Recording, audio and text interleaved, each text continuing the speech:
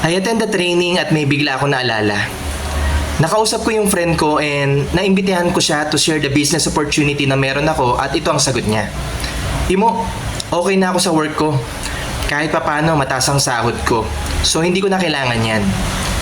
Ang tugon ko sa kanya, if you don't mind, magkano ba ang monthly salary ng ganyang work mo ngayon? By the way, supervisor sa isang malaking warehouse yung work niya.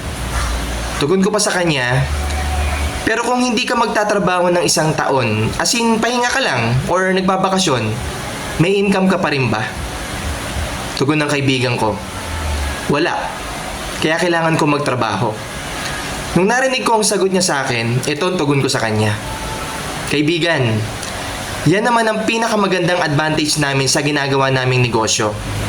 Once na tinrabaho mo, sooner or later, kahit walang isang taon kang walang trabaho, kahit mamasyal ka sa ibang bansa, kikita at kikita ka.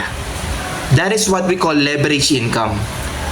To cut the story short, yung kaibigan ko is now my business partner. Minsan talaga dapat buksan mo yung kaisipan mo para maintindihan natin kung worth it pa ba or hindi na yung trabaho na ginagawa natin.